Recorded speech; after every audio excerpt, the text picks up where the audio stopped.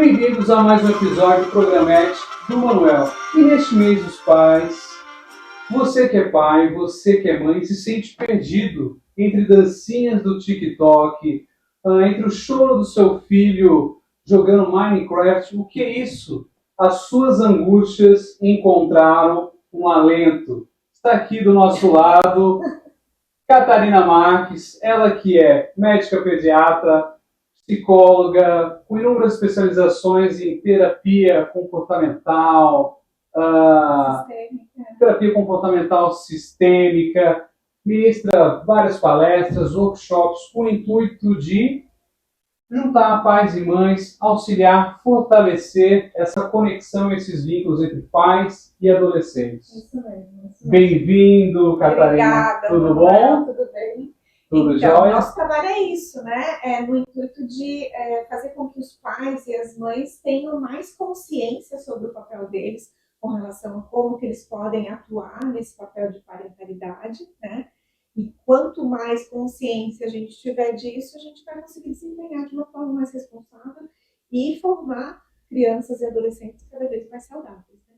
E essa é uma das especialidades da doutora, não é isso? Isso. Eu trabalho no meu consultório, eu trabalho com psicoterapia de adolescentes e faço também o trabalho de orientação de pais, né? Então, muitas vezes o adolescente não quer vir para o consultório, porque não quer trabalhar as questões dele, e aí a gente acaba trabalhando com os pais indiretamente, a gente acaba orientando, sugerindo algumas ferramentas, dando mais recursos para esses pais aprenderem a lidar com o adolescente. Tá, joia. Doutora, quando eu era menor, quando eu era adolescente, algumas coisas me paralisavam. O chinelo da minha mãe, por exemplo, eu tinha um pavor de ETs. Não sei se a doutora lembra do Fantástico, a Fotos de ET. Passava e eu ficava paralisado. Meu Deus, eu nem sei se existe, eu também nem procuro saber se existe ETs. Né? Então, algumas coisas paralisavam. Só que hoje eu vejo que o que paralisa os jovens, literalmente, são as telas de celular, de tablet, de computador. Então, eles ficam ali vidrados naquilo ali, parece que imóveis, né? Muitas vezes, claro, outras vezes não. E aí, um pouco sobre esse universo tecnológico, eu gostaria de conversar com a doutora. Eu acho que essa questão das telas é um assunto extremamente importante, né? É muito importante que a gente traga a reflexão sobre isso.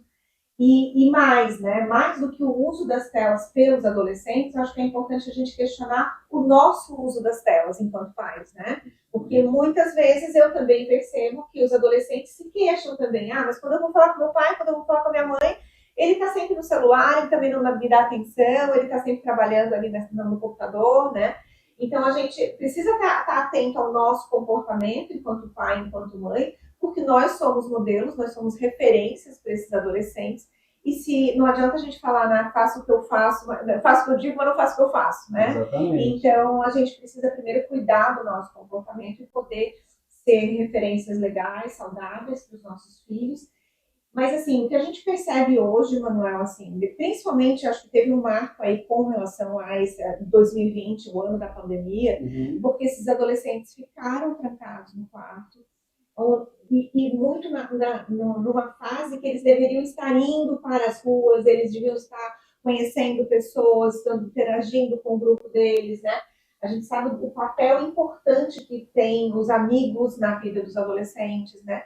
E aí ficou tudo muito invertido, né? Então, no momento que esse adolescente devia estar aprendendo a fazer amizades, aprendendo a namorar, saboreando a vida, tendo os primeiros encontros amorosos, eles estavam trancados, e aí, claro, eles foram para as telas, né? E o que eles fizeram nas telas? Alguns assistiram aulas, outros dormiam na frente do computador, né? A grande maioria dormia, né? Infelizmente teve um prejuízo acadêmico bem importante também. Mas também foram muito para as redes sociais, para os videogames, e aí tem alguns aplicativos também que eles ficam conversando enquanto eles jogam, né? E aí a gente não sabe para que mundo, qual foi a influência, né, de todas dessas questões das telas na formação da identidade do adolescente. Né? O impacto disso ainda está sendo... A gente não tem noção do impacto e das consequências que isso vai repercutir lá na frente. A gente ainda não tem noção. O que a gente sabe é que isso impactou muito na saúde mental dos nossos adolescentes. Então, hoje em dia, a gente está percebendo que os adolescentes estão muito doentes. O número de transtornos mentais aumentou significativamente. Então, os consultórios dos psiquiatras, dos psicólogos, todos estão muito lotados, né? E os transtornos são mais graves. Então, o que a gente tratava antes da pandemia eram quadros mais leves, tanto quadros de ansiedade, de depressão. Hoje em dia, não. Hoje em dia, os quadros são muito mais severos, precisam muito de muita atenção, não só de psicoterapia, muitas vezes precisa de medicação também, né? E aí a gente acaba encaminhando para o psiquiatra da infância e adolescência, mas quadros muito graves, né? De transtornos de depressão, transtornos de ansiedade, transtornos obsessivos compulsivos. TDAHs aí também. TDAH aumentou demais, né? E muitas questões também relacionadas a transtornos alimentares, principalmente nas meninas, adolescentes, porque tem a questão das redes sociais. Então, elas começam a se comparar, elas querem atingir um padrão de beleza que muitas vezes é inatingível, né? Então, eu quero ser como aquela modelo, como aquela blogueira, mas eu não consigo, e aí eu começo a achar que meu corpo não é legal, e o que eu posso fazer para conseguir chegar lá, e aí eu não consigo chegar. E aí eu posto uma foto e eu não recebo as curtidas que eu queria ter. E aí aquele mundo idealizado e tudo. E aí tudo desmorona, né? Então a gente tem que ter muito, muito cuidado hoje. É uma situação muito preocupante. A saúde mental dos nossos adolescentes a gente precisa se preocupar bastante. Sabe? Com certeza. Doutora, eu imagino que seja uma dúvida pertinente a muitos pais e mães. Existe algum estudo assim, referente a número de horas, né, que o adolescente pode... Então, a Sociedade Brasileira de Pediatria ela elaborou uma cartilha de boas práticas, né, do que é considerado saudável com relação à exposição às telas, né. Então, de 0 a 2 anos, eles recomendam que a criança não tenha nenhum tipo de contato com as telas. Nenhum tipo de contato. Tá? Então, e o que a gente mais vê, né, você chega num restaurante e tem um bebezinho de 1 ano na frente do tablet, vendo a galinha pintadinha. Isso, né?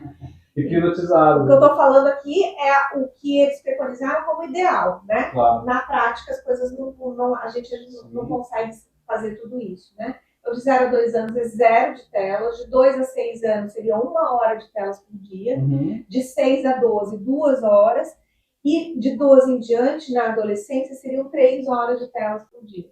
Poxa, e isso muito menos do que a gente imagina. Muito menos. E às vezes a gente não tem consciência do tempo que a gente fica exposto. Então, eu acho que é muito bacana a gente também, nós adultos, dá uma olhadinha lá no tempo de uso no final do dia, né? Dá uma olhadinha quantas horas você ficou, né? A maioria dos celulares tem eles quantificam, né? Quanto tempo você ficou na rede social, quanto tempo você ficou no site de busca, até para a gente se monitorar. E a gente sentar também com os nossos filhos e perceber, né? Olha, você está ficando muito, como é que foi isso? E o mais importante não é só a questão das horas. Tem muita gente que fica muito ligada nessa questão. Ficou 2 horas? Vamos desligar, né? Cronômetro, né? Mas assim, eu acho que é importante também a gente ficar atento ao conteúdo. Porque uma coisa é um adolescente ficar exposto no computador assistindo aula. Outra coisa é ele ficar ou nas redes sociais, ou em jogos que são violentos, que são agressivos, faz toda a diferença o conteúdo, né? E muita questão da pornografia também, né? E essa é uma outra questão que a gente tem que ficar muito ligado. Doutora, especialmente ali, doutora, mencionou quanto aos jogos. Na minha época ali tinha o jogo do Mario, essas coisas. Eu não sei se eu realmente aprendi alguma coisa ali, mas o que eu me lembro assim é de sair na rua e ver um cano da Kazan assim, eu queria ver se saiu um cogumelo, alguma coisa assim. Os jogos, eles educam, deseducam? Depende muito do tipo de jogo, né? A gente até tem alguns jogos que estimulam a criatividade, a concentração, mas a grande maioria deles, e aí eu oriento que os pais também saibam que tipo de jogo que o meu filho joga, né? Eu sempre pergunto isso, assim, nos meus atendimentos, o que ele joga, que tipo de jogo que ele usa. É jogo online? Aí o pai às vezes pede para parar, para pausar. Não existe pausa no jogo online, né? A gente aí precisa saber qual é o tipo de jogo que o adolescente joga para entender esse mundo deles. A gente precisa entrar nesse mundo e perceber quais são as nuances. É jogo em primeira pessoa? É jogo em terceira pessoa? É jogo de tiro? né? Isso faz toda a diferença com relação ao impacto que o videogame causa na mente do adolescente. Né? Entendi. Doutor, até se fala um pouco aqui em questões assim de ah, ah, usa muito, claro, a tela para estudar e tudo, e deixa-se um pouquinho de lado a questão da leitura, né? Quais impactos cognitivos poderia ter Você foi nos bem jovens? eufemista, deixar de lado um pouquinho da leitura.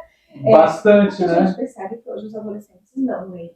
Não Né? leem. São raros os adolescentes que têm esse hábito de pegar livro físico mesmo, Claro. de ler, né? E a gente percebe que isso vai repercutir na capacidade cognitiva, na capacidade no pensamento crítico, no pensamento reflexivo. E isso a gente também pode ter um pouquinho dessa amostra lá na redação do Enem, do vestibular, porque os nossos adolescentes hoje não sabem escrever, eles não têm vocabulário, eles não conseguem formular uma frase adequadamente. Então, esse impacto da falta de leitura a gente percebe em várias áreas aí da questão da sociedade, né? Sociedade.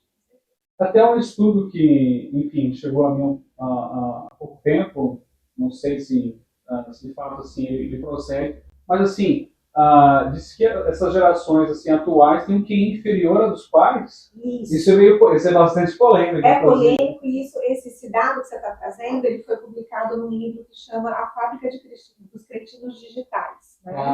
E que ele traz muitos dados científicos, eu acho muito bacana, eu até sugiro que os pais leiam esse livro, que ali ele traz vários trabalhos científicos comprovados, né?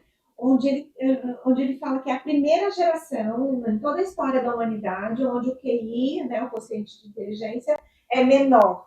E isso a gente atribui a várias questões, né? Então, assim, a gente sabe o quanto que tem uma influência aí do digital nessa história, né? E eu penso assim, um pai, poxa, ele sabe isso, eu estou deixando um legado para o meu filho inferior ao que eu construí como ser humano, do ponto de vista racional e cognitivo. Isso aí Isso é muito grave, isso é preocupante, né? Isso é preocupante. É importante que a gente consiga fazer esse contraponto e puxar as crianças, os adolescentes, para avaliar os valores, estimular o pensamento crítico. O que você pensa disso? O que você acha daquilo? Porque os pais têm uma tendência a falar muito, né? Porque as drogas você não pode usar, porque você não pode isso, porque você não pode aquilo. Destrói neurônio, drogas. Mas assim, isso a gente faz na infância. Na adolescência, é muito mais importante que os pais escutem o que os adolescentes pensam, o que eles acham de determinada coisa, qual é a perspectiva deles com relação ao uso de drogas, ao aborto, questões assim mais polêmicas. É importante que a gente puxe e a gente sabe o que passa na cabeça deles. E a gente tem que ouvir. E até eu penso assim, doutora, entrega, sei lá, um livro do Dostoiévski. O moleque tem 15 anos, não vai entender, mas ele lê, a gente conversa, a gente bate papo. É difícil, mas também trabalha questões assim que vão reverberar a vida inteira, alguma coisa nesse sentido das crianças, né, dos adolescentes. Tem essas questões todas assim, racionais, cognitivas, tudo, mas tem uma questão também, penso ali, claro, dessa grande superexposição nas telas, a interação social, e se fala até em déficit de natureza, ou seja, as crianças ficam pouco tempo fazendo ao ar livre, assim, jovens fazendo trilha. Hoje a maioria, a gente vê muita gente assim, já mais madura fazendo trilha, né? Mas jovens, assim, eu me lembro de fazer trilha, tem as questões de violência também, mas com 12, 13 anos, com alguns colegas, assim. E aí a natureza, ela, enfim, fica deslocada nesse processo. Tem prejuízo aí, com certeza, né? As crianças, ao invés de terem esse contato com a natureza, elas acabam ficando trancadas no quarto, ficam na frente do computador, sedentárias, comendo mal, porque é uma coisa é uma sequência de hábitos, né? E que vai alterando toda a questão física de saúde mesmo, né? E na adolescência, além da falta do contato com a natureza, eles acabam tendo falta de contato social. Então, eles não desenvolvem, e isso aconteceu muito nessa geração que passou a adolescência, que está passando ainda, né? Essa adolescência agora, durante a pandemia, eles não desenvolveram habilidades sociais que deveriam ter sido desenvolvidas. Então, o que a gente percebe? muita timidez, muita ansiedade social. São adolescentes que chegaram na volta ali no presencial, quando as aulas retornaram às aulas presenciais, eles não sabiam cumprimentar um colega, eles tinham medo de olhar nos olhos, eles não conseguiam. E alguns ainda têm essa dificuldade, né? De puxar uma conversa, de estabelecer um diálogo, de manter uma conversa minimamente sequencial. Então, a gente percebe que essas habilidades sociais, eles ainda precisam desenvolver. A assertividade, deles conseguirem expressar o que eles gostam, o que eles não gostam, o que eles querem, o que eles não querem. Eles não têm muita empatia, eles têm uma dificuldade de se colocar no lugar do outro.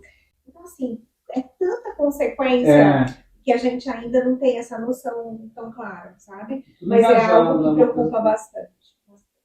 Eu me lembro dessas questões de natureza, me chamou a atenção, porque uma vez eu vi um documentário, eu acho que era do Beethoven, que assim, ele ia para o bosque escutar os passarinhos, e aí se inspirava. O Tom Jobim tocava um apito para conversar com o passarinho também na Floresta da Tijuca, o Einstein saiu para caminhar, não sei o quê. Então, eu acho que a gente volta ao tempo da vida, né, que é o tempo correto, né, nascer, pôr do sol, e em vez do tempo digital da velocidade. Esse é todo alterado. Quando você está trancado num quarto com a veneziana fechada, tudo no escuro e na frente do computador, você nem sabe se é noite, se é dia. Né? Exatamente. E isso mexe com todo o ritmo circadiano da criança, do adolescente.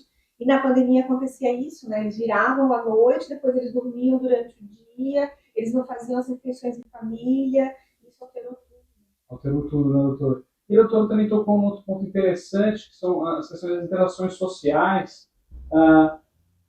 Hoje, claro, já se falou há algum tempo questão de bullying. Eu me lembro de ter sofrido, todo mundo já, alguma coisinha assim, né?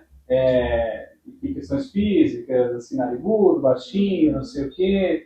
Mas, assim, hoje as crianças estão mais sensíveis a isso? O que aconteceu? Não, eu acho que houve uma maior conscientização do dano que o bullying pode trazer na questão emocional das crianças e adolescentes, né?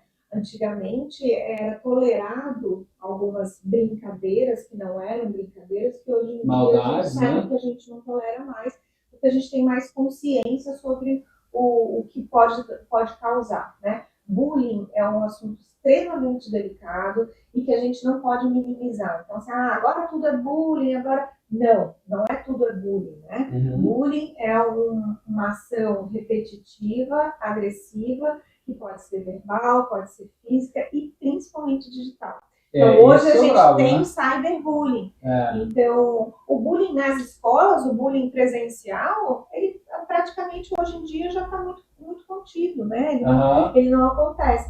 Mas o cyberbullying, que quando eu estou atrás de uma tela de computador, eu mantenho o meu anonimato, então ninguém vai saber que sou eu. E isso faz com que o adolescente acabe sendo mais agressivo, cometa algumas críticas e xingamentos e desrespeito com o outro, que ele não faria se fosse no presencial mesmo. E fica, né? É difícil apagar do meio digital. Não apaga mais. Eu sempre falo para os adolescentes. Não apaga, né? Tudo que a gente coloca na internet, a internet não tem borracha, a gente não consegue mais tirar. Mas eu mandei mensagem, mas eu apaguei. Não importa, né? Aquela outra pessoa que recebeu pode dar um print e espalha para todo mundo. Então não adianta trocar de colégio. Vou trocar o fulano de colégio porque aconteceu uma situação. As outras pessoas do outro colégio já sabem, até de outra cidade, até de outro país, né? Então, assim, a gente não tem noção da dimensão que isso pode trazer, né? Com certeza. Doutora, uma questão assim, Catarina. Isso. Uma questão assim que é um valor muito grande para essa geração é a questão da autenticidade. E eu percebo assim, claro, ser autêntico para essa geração, os valores máximos a serem alcançados, contudo, o que a gente vê em grande parte é uma autenticidade guiada, conduzida, em forma de massa. No sentido da autenticidade acaba sendo esvaziado. O que daria o valor seria a verdade do que realmente sou, né? O que eu quero ser autêntico, eu mesmo, não em forma de massa, né? De internet, movimento, enfim, coisas nesse sentido. E como é que a gente conduz os filhos nesse anseio de autenticidade a ser a verdade que realmente ele é? Pergunta fácil essa, hein? Pois é, a Que gente saia justa. começou tranquilinho, Então, tranquilinho é não. importante a gente perceber, assim, a adolescência é uma fase onde o adolescente está construindo a sua identidade, né? Uhum. Então, ele ainda está buscando o que ele gosta, o que ele não gosta, quem ele é, o que ele quer, qual é o projeto de vida que ele quer para ele.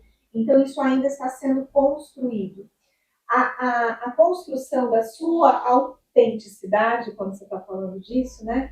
É um processo de individuação que a gente chama, né? Para eu poder saber quem eu sou, eu preciso ter referências. E a referência para adolescente é muito o grupo, né? E o grupo tem uma influência muito grande, porque para pertencer a determinado grupo, eu posso perder a minha autenticidade para ser igual, para eu ter afinidade com aquele grupo e para ser aceito.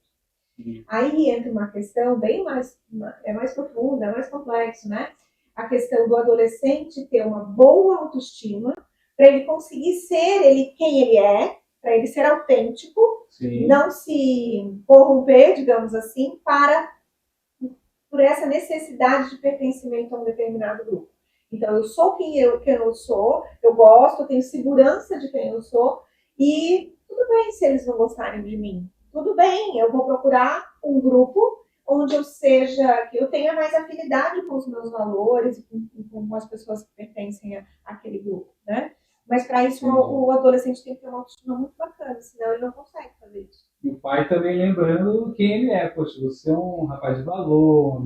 Aí vem a questão do papel dos pais, que é essencial nessa história da construção da autoestima do adolescente, né? E aí eu gosto sempre de falar, Manuel, a questão dos elogios, né? A gente não pode ficar só nos elogios vazios com relação à aparência, à performance, à popularidade, né? Porque são esses os valores que as mídias sociais estão pegando, né? Quem tem mais curtidas, quem tem mais seguidores, né? E aí a gente tem que valorizar muito mais o processo. Então, ao invés do elogio, eu gosto do encorajamento, que é quando você valoriza o processo. Então, vou te dar um exemplo. Assim. Ao invés de você elogiar o teu filho porque ele tirou 10 numa prova, como você é inteligente, olha só, você tirou 10, parabéns. Gênio. Um gênio, né? Não, você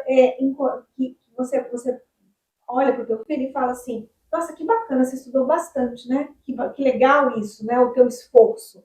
Você valoriza o esforço e não o resultado final. Isso faz bastante diferença na construção da autoestima do adolescente. Porque o resultado vai variar, né? Às vezes nem somos falhos, exatamente. Mas o processo, o esforço é o essencial, né? E aí eu começo a perceber que o importante não é ser perfeito, né?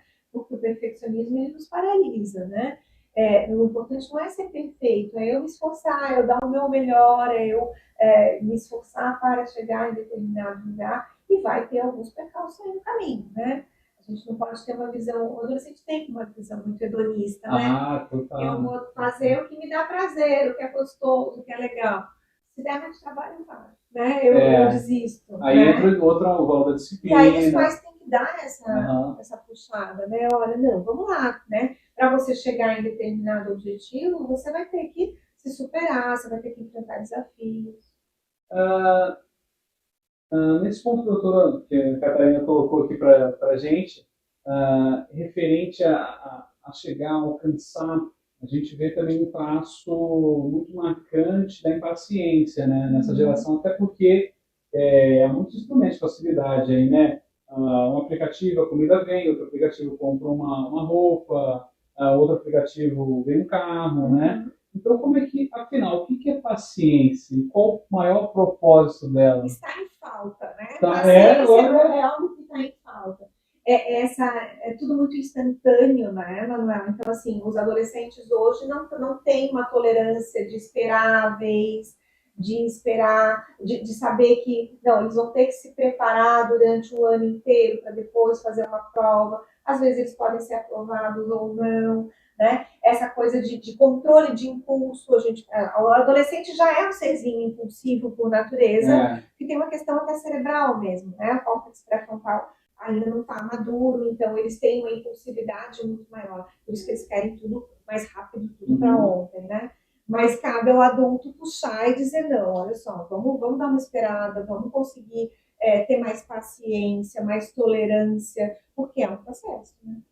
Uma vez li uma frase também, paciência seria saber sofrer com sabedoria, porque aí a gente vai depurando no caminho o que é interessante, o que de fato são paixões, não são paixões, o que às vezes iludem a gente chegar num objetivo. Então, ela, a paciência ela, ela exige muito da nossa capacidade e uma maturidade, né? Maturidade. A gente vê quantas vezes assim, de crianças a idosos, o valor da paciência ele é inestimável até para você alcançar não só o que a gente quer, mas a verdade das coisas. Claro, com certeza. Ah, também, Catarina, você colocou um ponto que é bastante interessante também, marcante nessa geração, outro, né, que é a popularidade, né? Ah, é praticamente assim a literalidade do mito do Narciso, né, que se apaixonou reflexo. pelo reflexo no espelho d'água, a gente se apaixona pelo nosso reflexo no espelho da lente das telas. As mídias sociais, elas têm isso, né? Elas estimulam não estou falando de transtorno de personalidade, mas eles estimulam um funcionamento narcisista, né? E aí é muito injusto esse movimento, na verdade, assim, as mídias sociais vão puxar para um lado, mas os pais também têm que puxar para o outro. Claro. Porque a gente precisa fazer, e aí a importância do papel dos pais, né? De dar essa chacoalhada, olha, você não é o ser único no universo. Até porque eles postam o filho toda hora, parece o filho... Às vezes os pais até estimulam isso, né? Até os próprios pais estimulam essa questão narcísica, né? Então a gente tem que estar atento a isso. Nossos filhos não são os únicos do universo, os melhores na escola, os melhores, o maior desempenho, a maior performance, né? E, Catarina, uma pergunta agora, outra profunda. Para os pais, para os filhos, o que é ser belo? Porque isso, claro, ali as redes sociais nos oferecem uma proposta, mas o que é ser belo? É filosófico até, né? Olha, eu não vou conseguir definir o que é ser belo, mas o que eu acho que é importante é a gente trazer um contraponto, que não é, a vida não é só a beleza, né? E acho que a gente precisa trabalhar com as nossas crianças, com os nossos adolescentes, a questão de outros valores além da aparência física, né? Até quando a gente fala de autoestima, muitas pessoas já se remetem à questão da autoimagem, da aparência, né? E a autoestima não é só aparência, né? Então, assim, a gente tem que trazer outros valores para que a criança, que o adolescente perceba que ele precisa ser uma pessoa de caráter, que ele precisa ser uma pessoa empática, que ele precisa ser uma pessoa generosa, além da aparência física, né? A gente tem que fazer não desconstruir totalmente, porque a gente sabe que tem essa questão do belo, claro, né? Faz parte das relações sociais. Até o belo no nosso ambiente de trabalho. Isso. Um espaço belo. Sim, claro. Né? Não desqualificando o valor desse critério, mas também estimulando que ele perceba que existem outros valores e outros critérios que também são tão importantes. A beleza das virtudes, né? E não vou dizer que pouco se fala, né? A gente tem claro, pais maravilhosos nesse sentido, mas não é o que é aventado assim na mídia, né? A beleza das virtudes. E, poxa, um ser humano virtuoso encanta qualquer um, né? Sim. Gentil, amoroso, generoso. Mas muitas vezes os pais esperam que a escola faça esse papel, né? De desenvolvimento das virtudes. E tudo bem, eu acho que a escola também pode ajudar, né, nesse processo, mas a família é a base disso, né? Então é importante que a gente reconheça as nossas virtudes, saiba o que a gente precisa trabalhar em nós e ajude os nossos filhos a fazerem o mesmo processo. A gente vê também um pouquinho assim, os jovens muito confusos, assim. Eu acho que também tem as questões de virtudes, mas a moral, né? Porque relativizou tudo, então ele fica perdido. E agora? O que eu faço? E às vezes eu não sei, os clientes doutor, os pais também ficam confusos. E às vezes a gente tem um conflito de valores familiares, então a minha família tem determinados valores, mas a família do amigo funciona de um outro jeito. Quem é que está certo, quem é que está errado? E às vezes não é uma questão de certo e errado, é de diferente. E essa necessidade de você respeitar que a minha família tem esses valores, a família do meu amigo funciona de um outro jeito, e não é que eu esteja certo que o outro está errado, eles são simplesmente diferentes, têm um funcionamento diferente. E isso é importante, porque o adolescente sai do seu casulo ali, só da sua casa, da sua família, e ele começa a perceber que outras famílias funcionam de jeitos diferentes também. Isso é extremamente saudável, né? E aí agrega, enfim, esse olhar E de respeito de pela respeito, diversidade mesmo, né? claro, com certeza. Catarina, uma pergunta da moda agora. Tá. Em que ponto a inteligência artificial, só se fala muito disso, chat GPT e tudo, em que ponto a inteligência artificial vai tornar as pessoas dispensáveis e no que elas são indispensáveis? Eita, que pergunta difícil essa, hein, Manuel? Assim, ó, essa questão da inteligência artificial, muitos Eu sou apavorado, estudos, assim. e os psicólogos também estão muito preocupados com isso, né? Mas acho que tem a questão da emoção, né? Dos sentimentos, das emoções, que não vai ser substituído pela inteligência artificial, né? Então, o chat GPT, tudo isso, pode criar muita coisa, eu tenho ficado abismada com todo esse processo, mas a questão do vínculo entre as pessoas, a questão das emoções, das conexões humanas, a inteligência artificial não vai conseguir entrar. Não vai. E, aproveitando esse gancho, quais são as competências do futuro aí? Em face desse mundo. Eu queria só fazer um adendo aqui. Eu não sei se também se é tão inteligente assim, porque, óbvio, que tem uma grande capacidade de armazenamento de dados e cotejo de informações, mas não é criativo, né? Não sei. Dá para questionar isso. Né? Então, é inteligente? É claro que, assim, que em questões de capacidade de dados e velocidade de processamento de informação, com certeza. Mais inteligente, porque assim, a gente vê também, assim, Vale do Silício e tal, um monte de ser humano colocando, batalhão de gente colocando dados e dados e dados num processador gigante para que ela tomar informação. Então, é claro que isso assusta também, né? Porque algumas coisas a máquina vai superar, né? Mas com relação a essas competências, assim, do futuro, a Catarina colocou ali emoções e tudo. Cada vez mais, até o mercado de trabalho está buscando jovens que tenham competências, habilidades socioemocionais, né? E hoje isso é muito mais valorizado, que é o que a gente chama de soft skills, né? Essas competências socioemocionais, elas estão sendo muito valorizadas pelas empresas, até em detrimento das competências técnicas, porque você sentar e saber fazer uma planilha no Excel ou conseguir fazer alguma coisa no computador e tal, isso você aprende, isso é fácil, mas o que a gente precisa hoje é de pessoas que saibam trabalhar em equipe, que elas consigam exercer uma liderança positiva, que elas consigam ter uma comunicação não violenta no trabalho, elas consigam se comunicar de uma forma assertiva. Então, assim, hoje, e acho que isso é uma questão de futuro mesmo, né? Curto, médio e até longo prazo, eu até arrisco, são as competências socioemocionais que vão ser muito valorizadas daqui para frente. E justamente a Catarina colocou que ficou um pouquinho prejudicada ali. Os adolescentes, muito, né?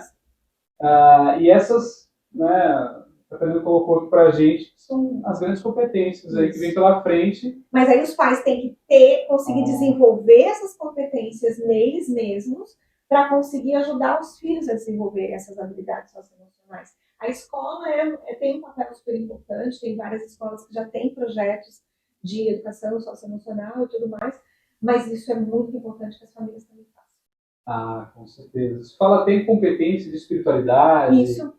Né? Que aí também trabalha questões de gratidão, né? Perdão. Poxa, doutora, tem uma outra coisa que a Catarina queria colocar aqui para a gente? Eu acho que a mensagem final é essa, assim, né? Que a gente, que os pais tenham essa consciência da influência que eles têm na construção da identidade dos seus filhos adolescentes e que eles possam contribuir de uma forma saudável, né? A gente precisa olhar para esses adolescentes com um olhar mais delicado, mais atento e perceber sinais de sofrimento psíquico.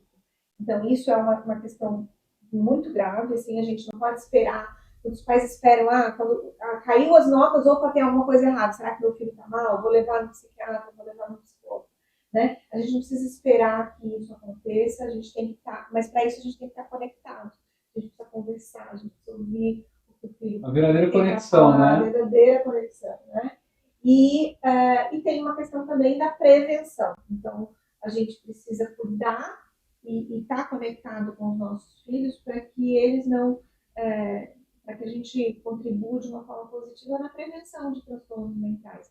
E no primeiro sinal, no segundo sinal de mudança de padrão, que o adolescente, quando adoece mentalmente, ele geralmente tem uma mudança de padrão ou de sono, ou de apetite, ou de humor, né? E aí os pais, se os pais estiverem atentos, conectados com seus filhos, eles vão perceber esses primeiros sinais e vão procurar ajuda de um profissional. Primeiras nuances, Isso. né, Catarina? Isso. Olha, foi um prazer conversar com Catarina Marques, essa doçura de mulher, nos presenteou com essa aula. Obrigado pela sua generosidade. Obrigada pelo convite, foi muito bacana estar aqui conversando com você. Espero poder contribuir aí fazer com que os pais reflitam sobre o papel deles, né? Eu acho que é super importante. E com certeza, espero também vê-la em outras oportunidades aqui. Vamos lá, pode contar comigo. No Programete do Manuel. Um beijo e até a próxima. Tchau, tchau.